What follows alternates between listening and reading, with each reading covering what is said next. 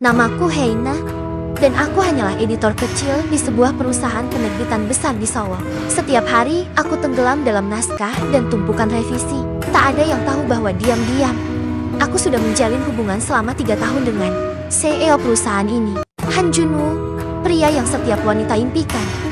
Tapi hanya aku yang mengenal sisi lembutnya. Hubungan kami rahasia, bukan karena kami malu, tapi karena Junwoo bilang, belum waktunya. Aku ingin kau diumumkan sebagai sesuatu yang lebih dari sekadar pacar. Aku ingin kau dikenalkan sebagai satu-satunya wanita yang akan kunikahi. Dan aku percaya padanya. Selalu percaya. Hari itu kami naik ke rooftop kantor, tempat paling sepi tapi paling berarti untuk kami berdua. Langit sore menyala jingga. Angin sejuk menyibak rambutku. Dan di tangannya, sebuah kotak kecil berwarna biru langit. Aku tahu ini mendadak, tapi aku ingin kau tahu. Aku serius, kata Junwoo pelan.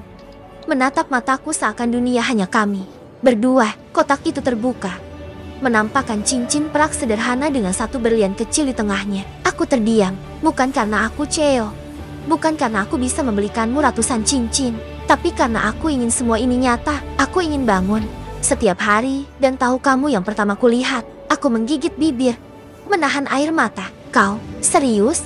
Lebih dari kata ya yang akan kau ucapkan nanti, jawabnya sambil tersenyum kecil. Aku mengangguk, hampir tak percaya. Ya, Junwoo, ya. Dia memelukku erat. Di sana, di atas atap gedung tertinggi tempat kami sering bertemu diam-diam, aku merasa seperti bintang paling beruntung di langit Seoul. Malam itu, aku tidur dengan cincin di jari dan janji di hati. Kami sepakat untuk mengumumkan hubungan ini secara resmi di acara ulang tahun perusahaan minggu depan.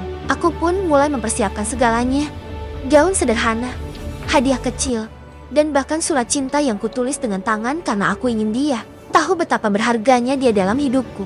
Namun, yang tidak ku ketahui adalah bahwa langit bisa berubah dalam 1 detik. Dan janji di atas atap itu akan diuji lebih berat dari yang bisa kubayangkan. Dan benar saja, aku bahkan tidak tahu bahwa hanya dalam hitungan hari setelah janji itu diucapkan, hidupku akan berubah tanpa peringatan. Hari berikutnya, suasana kantor terasa lebih cerah.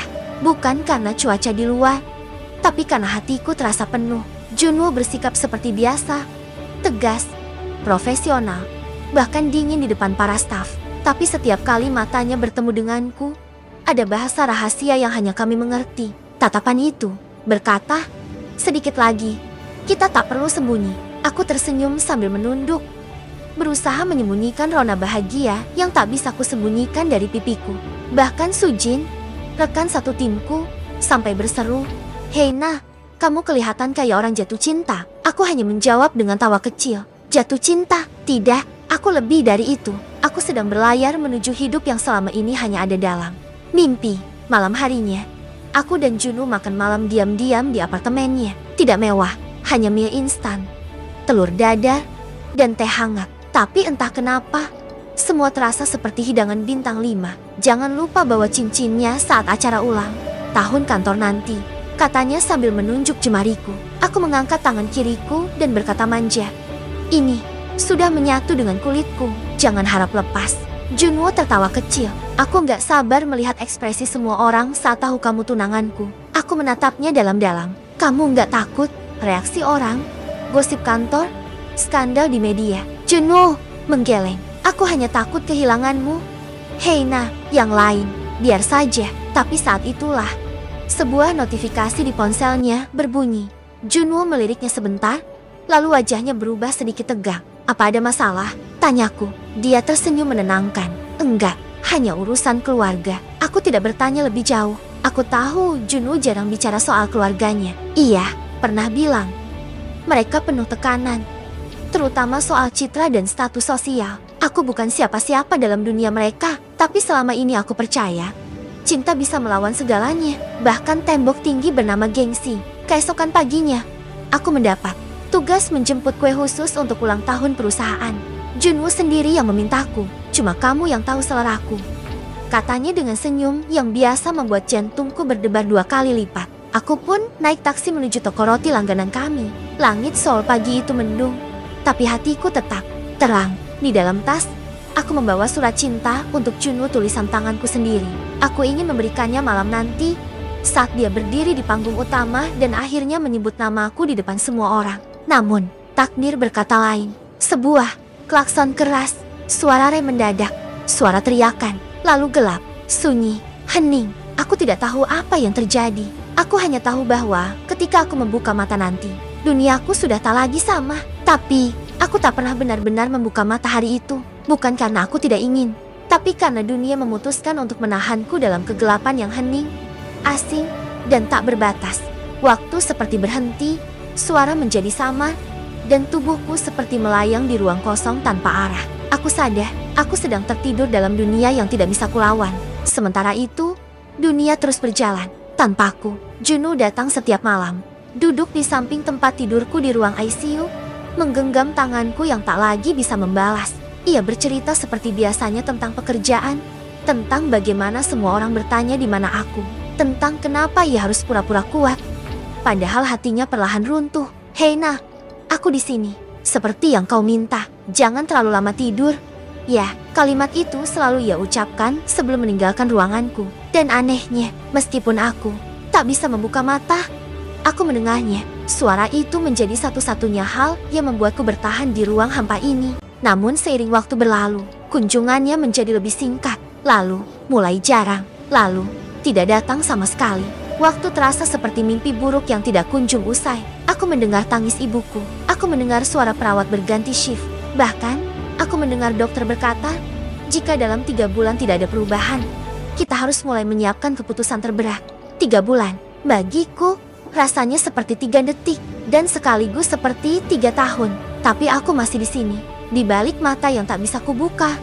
Aku berteriak tanpa suara, aku masih hidup, aku belum menyerah. Lalu, pada suatu malam, suara langkah, kaki yang kukenal kembali memenuhi ruangan. Itu Juno, namun ada yang berbeda, langkahnya berat, nadanya parau. "Hei Nah, maafkan aku." Aku ingin menjawab, aku ingin berteriak, tapi tubuhku tak merespons. Aku tak bisa lagi menunggu tanpa kepastian. Aku sudah mencoba, tapi keluarga memaksaku, dan perusahaan diambang kehancuran. Aku akan menikah. Tidak, tidak, tidak. Namanya Jeon, putri dari investor terbesar kami. Ayahku yang memilih, bukan aku. Jeon, suara napasnya terdengar gemetar. Aku tahu kau benci pengkhianatan, tapi ini bukan karena aku berhenti mencintaimu. Tangannya menyentuh pipiku pelan. Hatiku tetap tinggal di sini bersamamu. Dan kemudian ia pergi bersama keputusanku yang tak bisa kusampaikan, bersama harapanku yang tak sempat kumiliki kembali. Hari itu, aku kehilangan segalanya tanpa bisa mengatakan sepatah kata pun. Bukan karena aku memilih pergi, tapi karena aku tak sempat diberi kesempatan untuk bertahan. Dan karena aku tak sempat bertahan, dunialah yang memilih untuk meninggalkanku. Selama berbulan-bulan, aku terbaring di ranjang putih itu, sementara kehidupan di luar jendela terus berlari, tanpa menoleh ke arahku. Perawat yang merawatku mulai berganti-ganti. Dokter yang dulu selalu optimis, kini hanya datang sesekali dengan wajah sendu. Ibuku mulai jarang datang, bukan karena ia tak peduli, tapi karena hatinya lelah menunggu keajaiban yang tak kunjung datang. Dan Juno benar-benar tak pernah kembali. Hanya satu kali aku mendengar suaranya lagi, bukan secara langsung, tapi dari TV kecil yang tergantung di sudut ruangan. Siaran berita pagi itu menayangkan acara pernikahan besar-besaran CEO mudahan Juno dengan Jeon, putri tunggal keluarga konglomerat pemilik jaringan keuangan raksasa. Semua media menyebut mereka sebagai pasangan emas. Juno tampak tersenyum, berdiri gagah dengan setelan jas hitam dan wajah tanpa luka. Wajah yang sama yang dulu berkata padaku, "Aku akan menikahimu." Bukan siapapun, hatiku menjerit. Meskipun tubuhku masih terdiam, aku ingin menangis, tapi tak ada air mata. Aku ingin marah, tapi tak ada suara. Aku hanya bisa diam dalam luka yang tidak terlihat siapapun. Sejak hari itu, aku mulai kehilangan arah. Bahkan di dunia bawah sadar ini, aku merasa ditinggalkan di ruang kosong yang semakin jauh dari cahaya. Aku tidak tahu apakah aku ingin terus bertahan atau menyerah. Sampai suatu malam, perawat yang baru datang membisikkan sesuatu saat membersihkan tanganku. "Hei Nasi, aku tahu kau bisa mendengar. Tadi malam, suamimu datang." Aku hampir tak percaya. Dia hanya berdiri sebentar, lalu pergi sambil menahan tangis. Sepertinya dia belum bisa melupakanmu, meski sudah menikah. Suami, aku ingin tertawa, meski hanya dalam hati. Itu bukan lagi suamiku. Dia bukan siapa-siapa. Dan aku juga bukan siapa-siapa lagi. Tapi malam Itu, aku mendengar sesuatu dari dalam diriku. Suara kecil, pelan, tapi jelas. Bangunlah. Seketika, detak jantungku terasa lebih kuat. Mataku terasa berat, tapi perlahan mulai merasakan cahaya. Tangan kiriku bergerak sedikit. Lalu, satu kelopak mataku terbuka perlahan. Aku kembali, bukan sebagai wanita yang dulu, tapi sebagai Heina yang tak lagi bisa ditinggalkan tanpa penjelasan. Dan sebagai Heina yang tak lagi bisa ditinggalkan tanpa penjelasan. Aku bangkit dari tidur panjangku dengan satu tekad. Aku harus tahu kebenarannya, bukan sekadar untuk memintanya kembali, tapi untuk menuntaskan luka yang ditinggalkannya tanpa pamit. Hari-hari awal setelah sadar terasa seperti belajar berjalan lagi di dunia yang sudah berubah. Para suster menyambutku dengan pelukan dan senyuman penuh air mata. Ibuku menangis saat melihatku membuka mata. Heina, akhirnya, nak, kamu kembali. Tapi, satu wajah yang tidak muncul, bahkan sekalipun adalah wajah Junwoo. Waktu pemulihanku berjalan cepat, karena semangatku bukan hanya untuk sehat, tapi untuk berdiri dan melihat langsung siapa wanita yang menggantikan tempatku. Aku diam-diam meminta perawat tua bernama Soxi membawakan majalah bisnis yang memuat wajah Junwoo dan Cheon. Ia cantik, terlalu cantik, rambut panjang bergelombang, wajah oval sempurna, dan senyum khas wanita dari dunia yang sangat jauh dari milikku. Di sampingnya, Junwoo berdiri tenang dengan tangan melingkar di pinggangnya. Aku menatap gambar itu lama,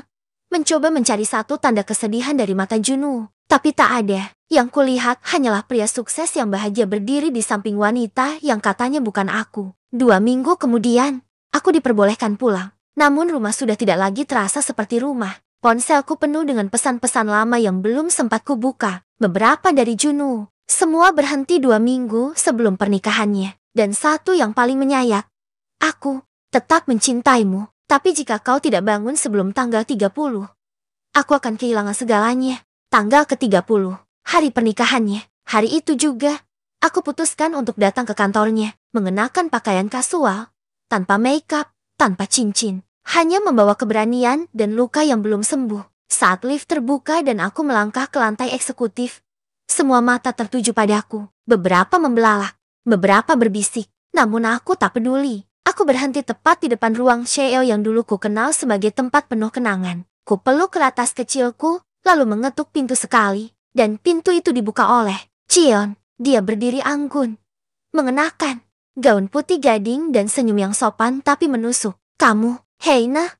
Ya, katanya dengan suara yang terlalu tenang. Aku mengangguk. Aku ingin bicara dengan Junwoo. Dia menatapku lama, lalu melangkah ke samping. Dia sedang tidak ada, tapi aku rasa, aku tahu apa yang ingin kamu tanyakan. Aku diam. Junwoo tidak melupakanmu, katanya. Tapi dia memilihku, karena aku hadir saat kamu pergi. Aku menghela napas, menahan diri. Kamu menggantikanku, ucapku akhirnya.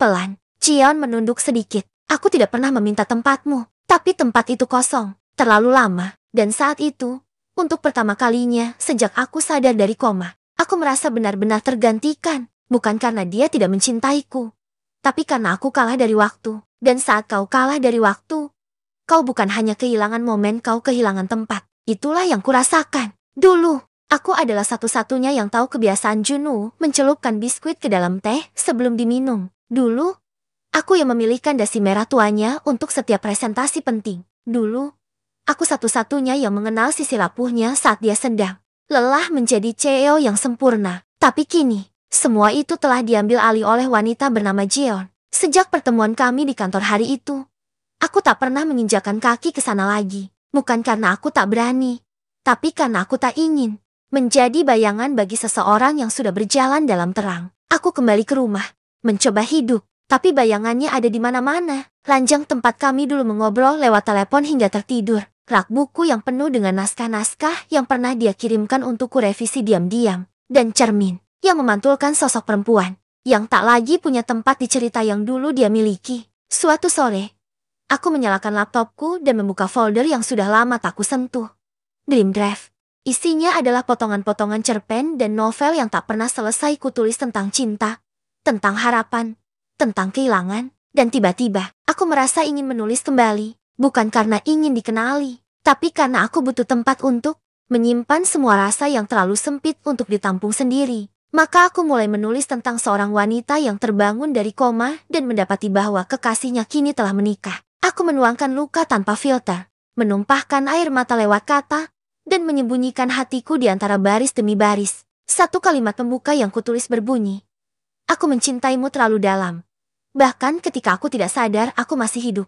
Hari demi hari berlalu, dan tulisanku mulai menyebar diam-diam di platform penulis online. Komentar demi komentar berdatangan. Banyak yang bertanya, apakah ini kisah nyata? Siapa pria di balik cerita ini? Tapi aku hanya diam, karena ini bukan tentang dia lagi. Ini tentang aku yang sedang belajar menjadi versi baru dari diriku sendiri. Tapi luka tak pernah benar-benar hilang. Suatu malam, aku mendapat undangan dari penerbit lokal untuk mengikuti kompetisi naskah. Dan saat aku membuka daftar juri, nama yang tertulis di urutan terakhir membuat tubuhku membeku.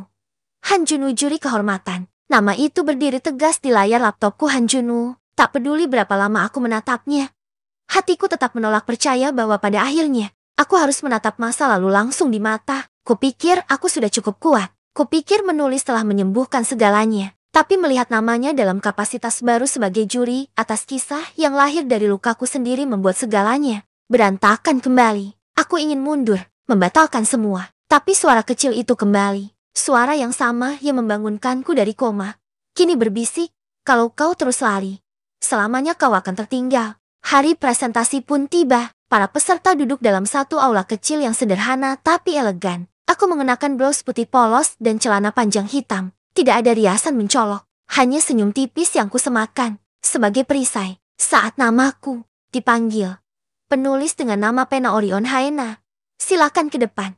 Langkahku terasa berat. Tapi aku melangkah, bukan sebagai gadis yang pernah dicintai Junwoo, tapi sebagai wanita yang pernah dikhianati waktu, dan bertahan. Mataku menyapu seluruh ruangan, dan menemukannya. Junwoo duduk di ujung meja juri. Wajahnya lebih tirus, tapi matanya masih sama. Masih mata yang pernah kutatap di rooftop 3 tahun lalu, saat dia memintaku untuk jeti miliknya. Matanya membeku ketika melihatku, tangannya mengepal, lalu bibirnya bergerak sangat pelan, seolah berbisik, tanpa suara. "Hei Na," presentasiku dimulai. Kupaparkan kisah novelku. Tentang cinta yang terputus di tengah jalan. Tentang waktu yang tak memberi ruang untuk berpamitan. Tentang bagaimana cinta bisa tetap hidup. Bahkan ketika tubuh sudah nyaris mati. Saat aku selesai membaca kutipan terakhir, aku menatap ke arahnya dengan mata yang tak lagi gemetar. Kisah ini bukan tentang dendam, tapi tentang belajar menerima ketika orang yang paling kita cintai tak bisa menunggu kita bangun. Junwoo menunduk dari jauh. Aku melihat tangannya gemetar. Salah satu juri bertepuk tangan, disusul yang lain. Tapi Junwoo tetap diam. Matanya tertuju padaku, penuh luka, penuh penyesalan, tapi juga ketidakberdayaan. Setelah acara selesai, aku tak menunggunya. Aku berjalan keluar aula, melintasi lorong panjang menuju pintu utama. Tapi sebelum sempat mendorong pintu keluar, seseorang memanggilku. "Hei Na, tunggu." Suara itu, suaranya. Aku berbalik. Junwoo berdiri beberapa langkah dariku, tidak dalam setelan CEO yang dingin, tapi hanya dengan kemeja dan tatapan yang terasa seperti dulu. "Kenapa kamu ikut kompetisi ini?" Tanyanya pelan. Aku menatapnya dalam-dalam, dan untuk pertama kalinya, aku berani bertanya sesuatu yang selama ini kubungkam. "Apa aku sudah mati di hatimu?" Dia terdiam lama, lalu menjawab dengan suara yang nyaris retak. "Tidak, Hei Na, kamu justru masih hidup di bagian hatiku yang paling tak bisa kujamah." Aku diam. Jawaban itu indah, tapi menyakitkan. Karena kalau aku masih hidup di hatinya, kenapa dia menikahi wanita lain? Aku bisa saja bertanya, aku bisa menuntut penjelasan. Tapi sejujurnya, aku takut kalau jawabannya lebih menyakitkan dari yang bisa kuterima. "Jeti," aku memilih membalas dengan senyum kecil yang nyaris tak sampai ke mataku. "Terima kasih. Tapi sekarang, hatiku sedang belajar untuk kembali mencintai diriku sendiri." Aku membalikan badan. Langkahku mantap, tapi dada ini terasa sesak. 1 detik, 2 detik, 3 detik aku berharap dia akan mengejarku. Tapi langkah itu tak pernah datang. 3 hari setelah kompetisi, pengumuman pemenang diumumkan. Aku tidak menang juara utama, tapi naskahku mendapatkan penghargaan kisah paling menggugah. Di antara semua ucapan selamat yang datang melalui email dan DM, ada satu pesan yang membuatku berhenti bernapas sejenak. Dari akun pribadi. "Han Junwoo, kisahmu bukan hanya menggugah, tapi menghancurkan. Karena aku sadar, aku kehilanganmu 2 kali. Pertama saat kamu koma, kedua saat kamu akhirnya bangun. Tapi bukan untukku lagi. Aku membaca ulang kalimat itu berkali-kali. Jantungku berdetak kacau. Aku ingin membalas.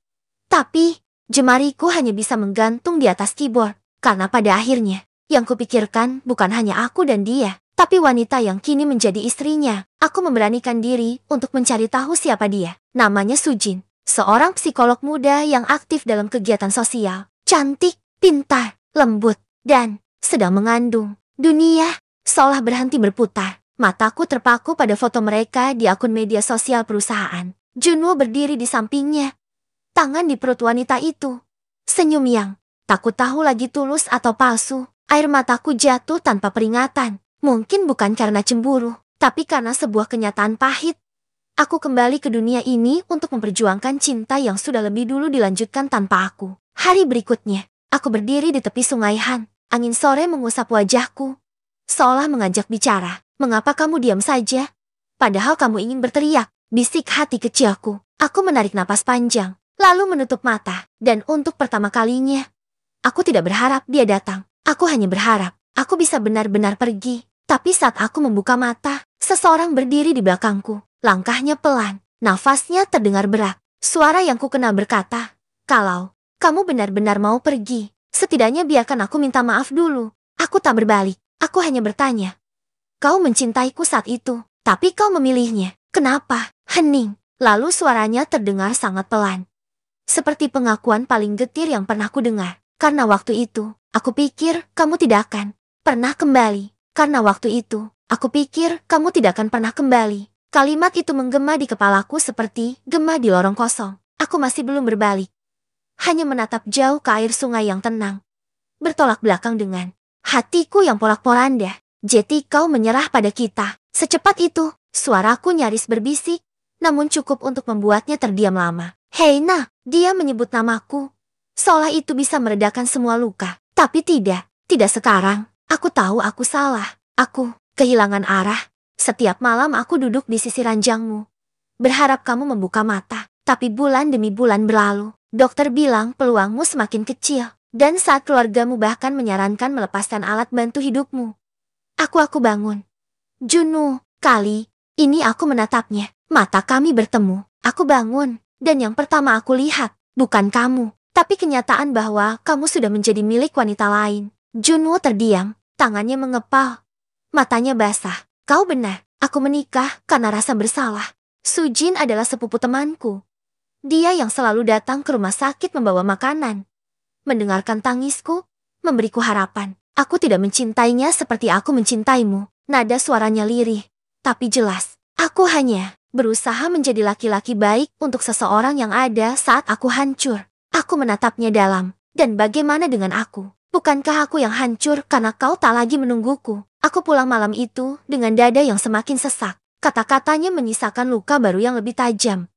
Dia tidak mencintai istrinya, tapi dia tetap bersamanya. Beberapa hari kemudian, aku menerima undangan khusus dari sebuah penerbit besar di Seoul. Kami tertarik menjadikan naskah Anda novel, dan bahkan ingin mengadaptasinya menjadi serial. Aku tersenyum kecil. Ironis sekali, saat hatiku hancur, dunia justru memberiku panggung. Namun, di malam yang seharusnya menjadi awal kemenangan baruku, aku melihat sesuatu yang menghantamku keras. Sujin, ia datang ke acara peluncuran naskahku, sendirian. Perutnya mulai membuncit, dan wajahnya tampak lelah. Namun ia tersenyum padaku. "Aku pembaca naskahmu, Heina, dan aku tahu, aku adalah tokoh antagonisnya." Kalimatnya menusuk, tapi tak mengandung kebencian sedikit pun. Aku hanya bisa diam, menunduk. Aku tahu Junwoo belum sepenuhnya melepaskanmu, dan aku tahu dia mencoba mencintaiku. Tapi tak bisa. Ia menatap ke langit. Matanya berembun. Tapi aku mencintainya tanpa syarat, dan aku hanya ingin dia bahagia. Entah itu bersamaku atau tidak. Aku terdiam lama. Lalu ia menambahkan dengan suara yang sangat tenang, "Kau tahu, mungkin cinta sejati bukan soal siapa yang lebih dicintai, tapi siapa yang tetap tinggal meski tahu tak pernah jadi pilihan utama." Dan malam itu, untuk pertama kalinya, aku tak tahu harus memihak siapa. Dan malam itu, untuk pertama kalinya, Aku tak tahu harus memihak siapa, antara luka lamaku dan luka baru yang tak pernah aku bayangkan. Aku hanya berdiri di tengah kerumunan di bawah sorotan lampu, dikelilingi tepuk tangan namun merasa menjadi satu-satunya orang yang tak punya arah. Setelah acara peluncuran selesai, aku menghindari semua orang. Aku berjalan menyusuri trotoar, menggenggam buku karyaku yang baru terbit ironis, karena di dalamnya justru tertulis kisah cintaku yang gagal. Lalu langkah itu berhenti. Seseorang memanggilku dari belakang. "Hei nah," aku menoleh. Junwoo bernapas cepat seperti mengejarku sepanjang jalan. "Aku harus bicara," katanya. Matanya tampak gelisah. "Apalagi yang bisa kau katakan?" Aku mencoba tegar, tapi jantungku berdetak terlalu cepat. Junwoo maju satu langkah. "Aku sudah bilang aku menikahi Sujin karena aku kehilangan harapan. Tapi itu tak berarti aku bisa terus hidup dalam kebohongan." Ia menatapku tajam. "Aku mencintaimu." "Hei nah, aku selalu mencintaimu. Dan bagaimana dengan Sujin?" Aku menatapnya lurus. Dia datang ke peluncuran bukuku, membawa perut yang mulai membesar, dan cinta yang tak pernah kau beri padanya. Junwoo terdiam. Aku tahu, ia tidak bisa menjawab. Aku tak ingin menjadi alasan seorang anak tumbuh tanpa ayah. "Junwoo," ia mendekat, perlahan, menatapku dalam. "Kalau kau pergi kali ini, akankah kau menoleh lagi?" Ia mengulang pertanyaan lama yang dulu selalu ia tanyakan setiap aku mengambek dan berpura-pura pergi. Aku menatapnya. Air mata nyaris jatuh. "Tidak," jawabku pelan. "Jika aku pergi kali ini, aku tak akan menoleh lagi. Karena aku tak ingin menjadi pilihan kedua bahkan jika aku adalah cinta pertamamu." Keesokan paginya, aku membuat keputusan. Ku packing koper kecil. Ku pesan tiket ke Paris, tempat impian yang dulu kami lancang bersama. Tapi tak pernah sempat kami wujudkan. Tapi saat aku memasuki bandara, ponselku bergetar. Satu pesan masuk dari nomor tak dikenal. Dia menyerahkan surat perceraian pagi ini. Tapi dia juga pingsan di ruang dokter saat itu. Sekarang dia dirawat di ruang gawat darurat. "Kami pikir kamu perlu tahu." Tanganku gemetar. "Sujin," aku menoleh ke arah gerbang keberangkatan. Lalu menatap layar ponselku sekali lagi. Ini bukan hanya tentang cinta. Ini tentang pilihan dan tanggung jawab. Aku menatap tiket pesawat di tanganku, lalu kembali menatap layar ponsel. Jantungku berdegup tidak karuan. Sekarang bukan waktunya untuk melarikan diri ke Paris atau mengejar mimpi lama yang tak lagi utuh. Sujin mungkin bukan sahabatku lagi. Dia merebut Junwoo saat aku tak berdaya. Tapi saat ini, dia sedang terbaring tak sadarkan diri, membawa anak dari pria yang dulu pernah menjanjikan hidupnya padaku. Kupijak langkahku menjauh dari gate keberangkatan. Langkahku berat, tapi hatiku tahu kemana harus pergi. Rumah sakit Seoul Central terasa dingin.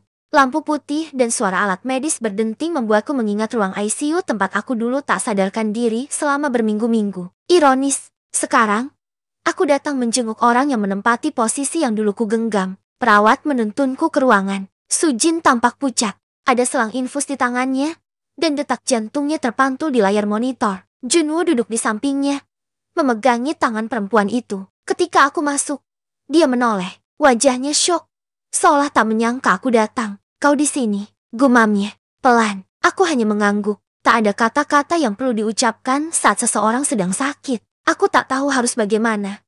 "Heina," katanya. Dia terlalu keras pada dirinya sendiri. Bahkan saat tahu aku ingin berpisah, dia masih berusaha. Jati istri yang sempurna. Aku menatap Sujin, wanita yang pernah menjadi sahabatku, sekaligus orang yang menikahi kekasihku saat aku koma. "Saat kita membuat pilihan," kataku pelan, "selalu ada yang terluka. Dan kadang, yang terluka justru bukan yang bersalah." Junwoo berdiri. "Heina, aku mencintaimu. Tapi aku juga tak bisa pergi dari wanita yang sedang membawa anakku."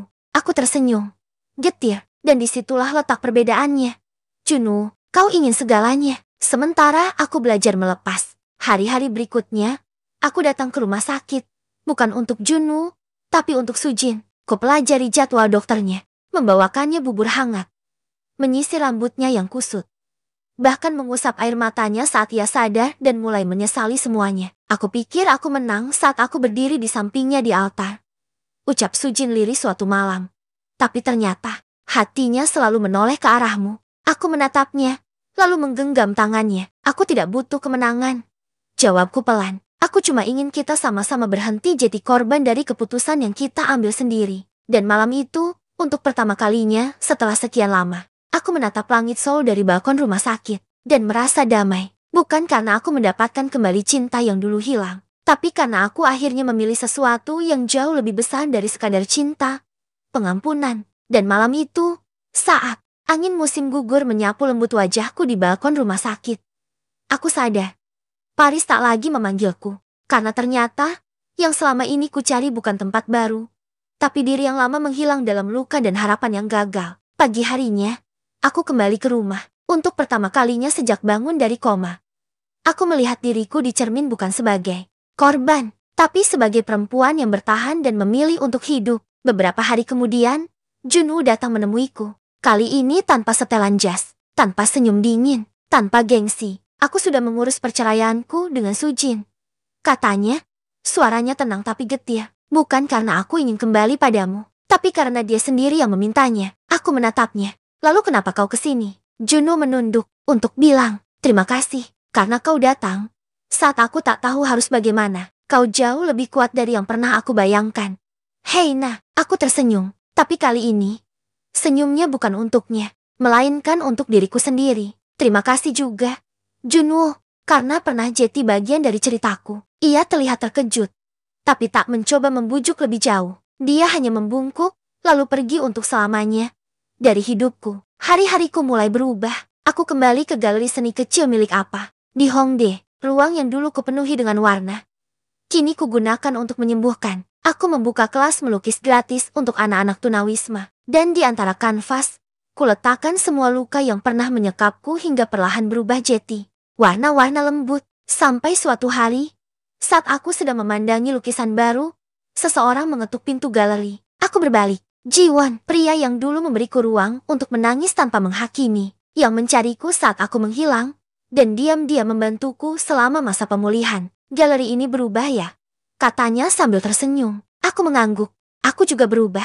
Dia menatapku lama, lalu berkata pelan.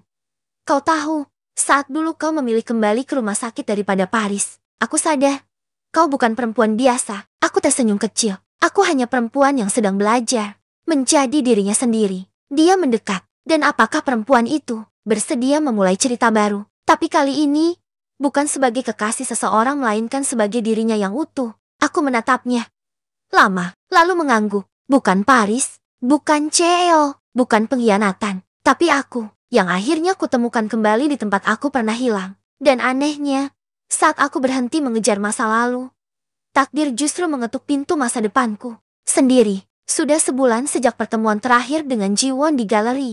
Sejak saat itu, kami sering bertukar pesan singkat tentang warna cat, anak-anak galeri, atau sekadar jangan lupa makan. Tidak ada janji cinta, tidak ada gombalan manis, hanya kehadiran yang tenang, tapi nyata. Dan ternyata, aku menyukai itu. Aku menyukai diriku saat bersamanya. Tak perlu pura-pura kuat, tapi tetap merasa cukup. Sampai suatu malam, saat aku baru selesai membersihkan kuas di ruang lukis, lampu galeri tiba-tiba padam. Lampunya rusak lagi, gumamku kesal. Mencari senter dari laci, tapi saat aku berbalik, ada cahaya lembut menyala dari pintu utama. Jiwon berdiri di sana, dengan lampu kecil dan setangkai bunga iris putih di tangannya. Katanya, ini bunga yang berarti harapan baru. Ujarnya sambil tersenyum canggung. Tapi maaf, aku bukan cowok yang pintar merangkai kata seperti Junwoo. Aku tertawa pelan. Justru itu yang membuatmu berbeda. Ia melangkah masuk, dan untuk pertama kalinya, aku melihat raut wajah seseorang yang tidak ingin memiliki, tapi ingin menemani. Hei nah, katanya pelan. Aku tahu lukamu belum hilang. Tapi jika kau bersedia, bolehkah aku menunggu sampai lukamu berubah jadi cerita indah yang bisa kita kenang bersama? Air mataku menetes. Tapi kali ini bukan karena luka melainkan karena damai. Aku mengangguk pelan. Aku tidak janji akan jeti yang sempurna, tapi aku akan jeti diriku yang sebenarnya. Ia memelukku, tanpa desakan, tanpa kepastian, hanya ketulusan. Dan saat itu juga, aku tahu aku tidak sedang jatuh cinta. Aku sedang disembuhkan olehnya. Sejak malam itu, hidupku mulai terasa berbeda. Tidak dramatis, tidak meledak-ledak, tapi justru itulah yang membuatnya terasa nyata. Jiwon tidak pernah mencoba mengambil alih hidupku. Dia hanya duduk di sampingku, menatap lukisanku, dan berkata, warna biru yang kamu pakai hari ini seperti rasa lega. Aku tidak pernah tahu bahwa kebahagiaan bisa sesederhana itu. Namun, hidup kadang menguji kita tepat ketika kita mulai merasa aman. Suatu pagi, Saat aku membuka galeri,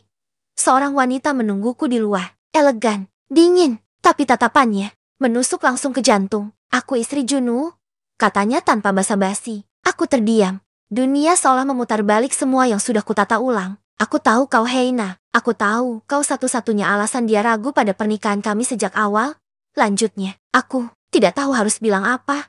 Jawabku, jujur, aku benar-benar tidak tahu apa yang sedang terjadi. Wanita itu menyerahkan sebuah amplop putih. Dia menuliskan sesuatu untukmu, tapi tidak pernah punya cukup keberanian untuk mengirimkannya. Setelah ia pergi, aku membuka surat itu dengan tangan gemetar. Heina, jika kau membaca ini, mungkin aku sudah memilih jalanku. Tapi ketahuilah, saat kau membuka matamu dari koma, aku tidak berhenti berharap kau akan mengejarku. Tapi kau tidak mengejar, dan aku terlalu pengecut untuk bertanya kenapa. Jadi aku memilih diam, tapi tidak pernah berhenti mencintaimu. Tanganku bergetar, hatiku pecah menjadi ribuan kepingan yang nyaris kubiarkan pulih. Jiwon menemukanku di bangku galeri. Kau baik-baik saja? Tanyanya lembut. Aku menggeleng. Mantan kekasihku masih mencintaiku. Dan itu membuatku takut. Jiwon tidak menjawab. Ia hanya duduk di sampingku. Diam, tapi hangat. Aku menatapnya. Tapi yang lebih kutakuti adalah menyakitimu. Dia tersenyum. Jika kau masih mencintainya, aku akan tetap ada di sini. Jika kau memilihku, aku akan tetap ada di sini. Jika kau memilih sendiri, pun aku akan tetap ada di sini. Dan untuk pertama kalinya, aku sadar, cinta sejati bukan soal dipilih, tapi soal siapa yang tetap tinggal. Bahkan ketika kita tidak bisa memilih.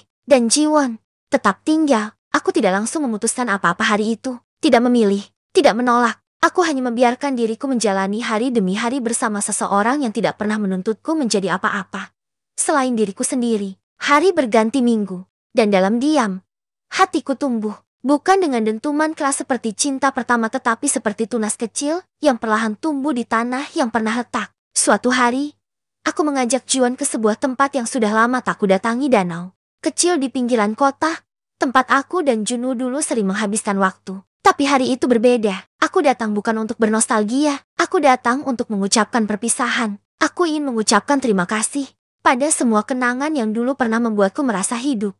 Kataku lirih. Jiwon hanya menggenggam tanganku, tidak memotong kalimatku. Dan aku ingin memberi tempat baru untuk sesuatu yang lebih tenang, lebih dewasa, lebih jujur. Lanjutku. Dia menatapku. Matanya jernih. Tidak ada tuntutan. Hanya pengertian. Aku ingin mencintaimu, Jiwon, dengan pelan, dengan sepenuh hati. Jika kamu masih mau menunggu. Dia tertawa kecil, tapi matanya berkaca. Aku tidak pernah menunggu.